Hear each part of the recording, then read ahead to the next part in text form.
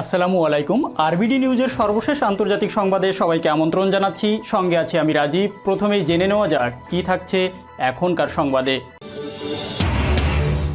গলতে শুরু করেছে বরফ, সম্পর্কের উন্নতি ঘটাচ্ছে সৌদি আরব ও তুরস্ক। পাল্টে যাচ্ছে জো বাইডেনের সকল হিসাব নিকাশ, ইমপিচমেন্ট থেকে বাঁচতে আলাদা দল গঠনের হুমকি দিলেন ডোনাল্ড ট্রাম্প। বিশ্বের কাছে আবারও ঋণ মওকুফের অনুরোধ পাকিস্তানের প্রধানমন্ত্রীর। মমতা বন্দ্যোপাধ্যায়কে অপমানের জবাব দিলেন নুসরাত।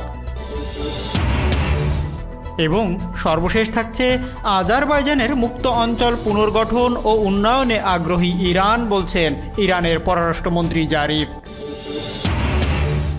এতক্ষণ প্রধান অংশগুলো শুনলেন, এখন বিস্তারিত। তবে তার আগে রিকোয়েস্ট থাকবে ভিডিওটিতে একটি লাইক দিয়ে সাথেই থাকুন। গলতে শুরু করেছে বরফ, সম্পর্কের উন্নতি ঘটাচ্ছে সৌদি আরব ও তুরস্ক। ইস্তাম্বুলে সাংবাদিক জামাল খাশোগির হত্যাকাণ্ডের ঘটনায় ইতিহাসের সবচেয়ে নিম্নতম পর্যায়ে চলে যায় সৌদি আরবের সাথে তুরস্কের সম্পর্ক। কিন্তু এখন উভয় দেশের সম্পর্ক আন্তরিকতায় ফিরে যাওয়ার দ্বার প্রান্তে রয়েছে। আল জাজিরার এক প্রতিবেদনে বলা হয়েছে, কাতারের সঙ্গে সৌদি আরবের নেতৃত্বাধীন ব্লকের সংকটের সমাধান হওয়ার পর তুর্কি সৌদি সম্পর্কের উন্নতির পথ উন্মুক্ত হয়েছে।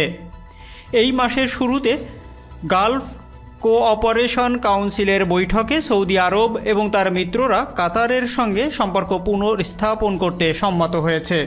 এর মধ্যে দোহার সঙ্গে আকাশ ও সীমান্ত উন্মুক্ত করাও রয়েছে। এই পদক্ষেপকে সমর্থন জানিয়েছে তুরস্কের প্রেসিডেন্ট রিসেপ তাইপ এরদোয়ান। তিনি এটি খুবই উপকারী বলে উল্লেখ করেছেন। তুর্কি প্রেসিডেন্ট বলেন, আমরা আশা করি উপসাগরীয় সহযোগিতায় আমাদের অবস্থান পুনরায় স্থাপিত হবে। এতে সহযোগিতা আরও শক্তিশালী হবে। তুরস্কের এই অবস্থানকে আরও গতি দিয়েছে আঙ্কারা ও রিয়াদের মধ্যে কাতারের মধ্যস্থতার প্রস্তাব। কাতারের বিশেষ দূত মুতলাক আল কাহতানি বলেন, দুই দেশ যদি মনে করে মধ্যস্থতায় কাতারের ভূমিকা রয়েছে, তাহলে আমাদের পক্ষে তা করা সম্ভব। এটি সবার জন্য উপকারী। জিসিসি এর বৈঠক ছাড়াও উভয় দেশের সম্পর্ক উষ্ণ হওয়ার ইঙ্গিত পাওয়া যাচ্ছে। নভেম্বরে G20 সম্মেলনের শুরুতে এরদোয়ান ও সৌদি বাদশাহ ফোন আলাপ করেছেন। উভয় নেতা দ্বিপক্ষীয় সম্পর্ক বৃদ্ধি ও অমীমাংসিত ইস্যু সমাধানের কথা বলেন।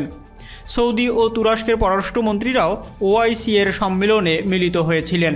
ওই বৈঠকের পর তুরস্কের পররাষ্ট্রমন্ত্রী টুইটারে লিখেছিলেন, তাদের সম্পর্ক শুধু দুই দেশের নয়, পুরো অঞ্চলের জন্য উপকারী।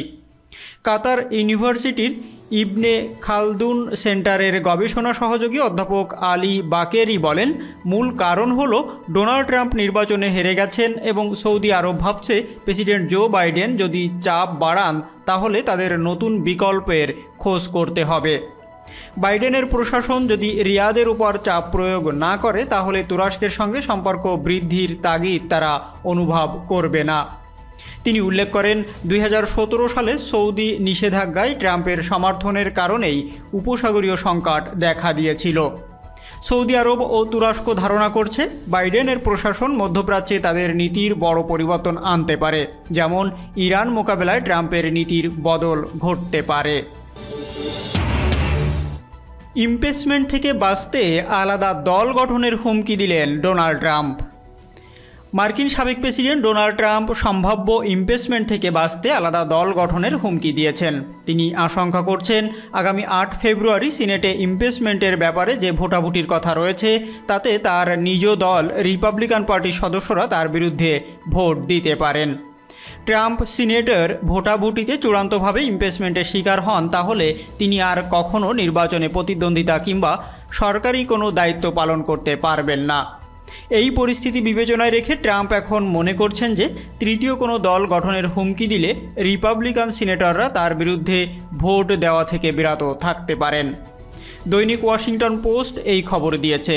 এর আগে ট্রাম্পের ক্ষমতার শেষ ভাগে দৈনিক ওয়াল স্ট্রিট জার্নাল সর্বপ্রথম জানিয়েছিল যে ডোনাল্ড ট্রাম্প প্যাট্রিয়ট পার্টি নামে একটি নতুন দল গঠনের চিন্তা করছে। গত 3 নভেম্বর প্রেসিডেন্ট নির্বাচনে বিপুল ভোটের ব্যবধানে পরাজিত হলেও ডোনাল্ড ট্রাম্প তা মেনে নিতে রাজি ছিলেন না। ক্ষমতা ছাড়ার আগ মুহূর্তেও তিনি তার উগ্রবাদী সমর্থকদের উদ্দেশ্যে উস্কানিমূলক বক্তব্য দেন, যার পরিপ্রেক্ষিতে হাজার হাজার সমর্থক মার্কিন কংগ্রেস ভবনে হামলা চালায় এবং সেখানে লুটপাট করে। এই ঘটনায় মার্কিন কংগ্রেসের নিম্নকক্ষ প্রতিনিধি পরিষদ ডোনাল্ড ট্রাম্পকে ইমপিচ করেছে। এখন সিনেটে এই বিষয়ে ভোটাভুটি হবে। ট্রাম্পের ধৃষ্টতাপূর্ণ কাজের জন্য তার নিজ দলের লোকজনও ক্ষিপ্ত রয়েছে। বিশ্বের কাছে আবারও ঋণ মওকুফের অনুরোধ পাকিস্তানের। করোনা ভাইরাস মহামারীতে চাপে থাকা দেশগুলোর জন্য আরও বেশি ঋণ মওকুফের আহ্বান জানিয়েছেন পাকিস্তানের প্রধানমন্ত্রী ইমরান খান। সোমবার জাতিসংঘের বাণিজ্য ও উন্নয়ন বিষয়ক সম্মেলনের চতুর্থ অধিবেশনে বক্তব্যকালে এই অনুরোধ জানান তিনি। সম্মেলনে পাকিস্তানি প্রধানমন্ত্রী বলেন, উন্নয়নশীল দেশগুলো মহামারী থেকে পুনরুদ্ধার এবং ঋণ পরিশোধ বাধ্যবাধকতার ফাঁদে পড়েছে। তিনি বলেন, পৃথিবী আজ এক ঝাঁক আন্তঃসম্পর্কীয় স্বাস্থ্যগত ও অর্থনৈতিক সংকটে জড়িয়ে পড়েছে। যদিও করোনা ভাইরাস ধনী দরিদ্রের বৈষম্য দেখে না, তারপরও দুর্বল মানুষ ও দেশগুলোই সবচেয়ে বেশি ক্ষতিগ্রস্ত হয়েছে। ইমরান খান বলেন, এখন উন্নত দেশগুলোতে করোনা ভ্যাকসিন দেওয়া হচ্ছে, তবে মনে হচ্ছে গোটা দক্ষিণ অঞ্চল ভ্যাকসিনের আওতায় আনতে অনেক বেশি সময় লাগবে। মহামারী দীর্ঘস্থায়ী হওয়ায় টেকসই উন্নয়নও অধরাই থাকবে। এ সময় পাকিস্তানের মতো দেশগুলোর জন্য আরও বেশি ঋণ মওকুফের আহ্বান জানিয়ে তিনি বলেন, 2030 সালের মধ্যে স্থায়ী উন্নয়ন লক্ষ্যমাত্রা অর্জনে আরও বেশ কিছু করা দরকার। এর আগে গত বছর উন্নয়নশীল দেশগুলোর ঋণ মওকুফের একটি বৈশ্বিক উদ্যোগের আহ্বান জানিয়েছিলেন ইমরান খান। অবশ্য মহামারীর আগে থেকেই বিভিন্ন দেশ ও সংস্থার কাছে বড় অঙ্কের ঋণ রয়েছে পাকিস্তানের। বিদেশি ঋণের বোঝা কমাতে দেশটির সরকার সম্প্রতি তেলের দাম বাড়াতে বাধ্য হয়েছে বলে স্বীকারও করেছেন পাকিস্তানের প্রধানমন্ত্রী। গত বুধবার উত্তর ওয়াজিরিস্তান সফরকালের একটি বেসরকারি টেলিভিশন চ্যানেলকে দেওয়া সাক্ষাৎকারে ইমরান খান বলেন, তেলের দাম ন্যূনতম পর্যায়ে রাখতে তার দেশ আর ঋণের বোঝা কাঁধে নিতে পারবে না। পাকিস্তানি রুপির চরম অবমূল্যায়নের প্রভাবে পেট্রোলিয়াম, ডাল, ঘি সহ বিভিন্ন আমদানি পণ্যের দাম বাড়াতে হয়েছে বলেও জানিয়েছেন তিনি। পাকিস্তানি প্রধানমন্ত্রী বলেন, বর্তমান সরকারের আমলে ডালের মূল্য 107 রুপি থেকে বেড়ে 160 পৌঁছেছে, যার কারণেও দ্রব্যমূল্য বৃদ্ধি পেয়েছে। মমতা বন্দ্যোপাধ্যায়কে অপমানের জবাব দিয়েছেন নুসরাত। পশ্চিমবঙ্গের মুখ্যমন্ত্রী মমতা বন্দ্যোপাধ্যায় নেতাজি সুভাষচন্দ্র বসুর জন্মজয়ন্তী পালন অনুষ্ঠানে অপমানিত হয়েছেন। ওই অনুষ্ঠানে মমতা বন্দ্যোপাধ্যায়কে যখন বক্তব্য দেওয়ার জন্য মঞ্চে আহ্বান করা হয়, তখনই দর্শক সারি থেকে উঠে আসে জয় শ্রীরাম ধ্বনি। কোনো বক্তব্য না রেখেই আসনে ফিরে যান মুখ্যমন্ত্রী মমতা।